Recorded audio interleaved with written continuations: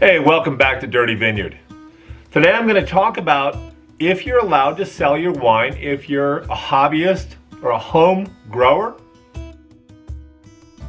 Come on along for a full season of growing, harvesting, and winemaking.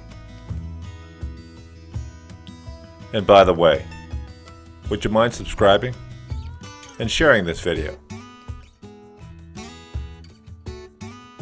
You want the good news or the bad news?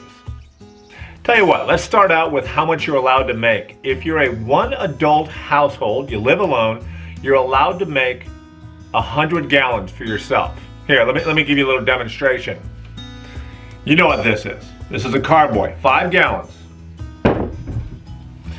5 gallons makes you 12 of these. This is our 2019 Albarino. That means that you're allowed to make 240 bottles a year for your own consumption. Yeehaw! If you live in a 2 adult household, you can make 480 for your own consumption.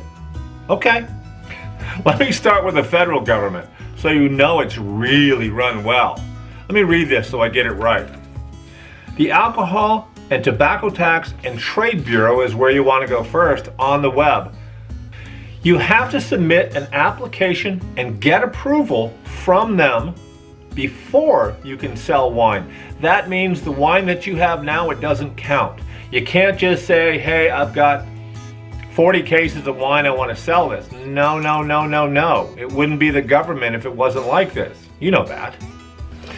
Once you drop down those menus on that really cool website the government has, what you're looking for is, you want to be a, let me read this again, Winery Tax Paid Wine Bottling House.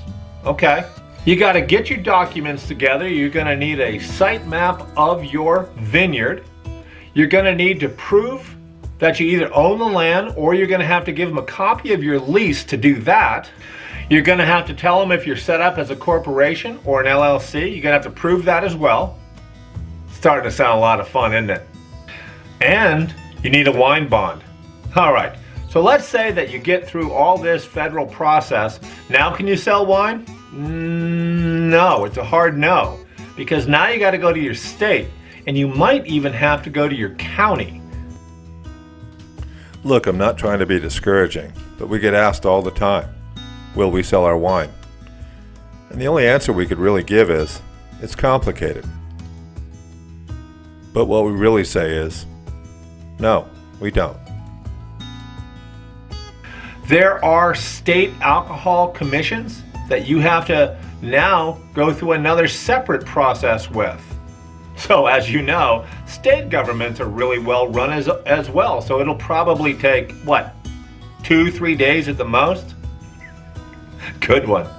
So we never really wanted to sell in the first place. We just wanted to grow grapes and make wine. It's kind of fun for us. That's our thing. But if you want to sell, there's a lot of red tape. And you have to be really careful.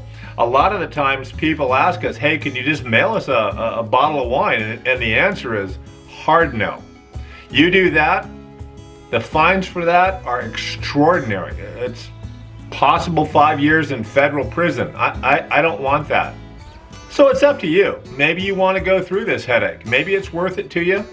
I would also tell you, maybe do a spreadsheet, an ROI, a return on investment, to find out how many bottles of wine you'd actually have to sell to make your winery profitable.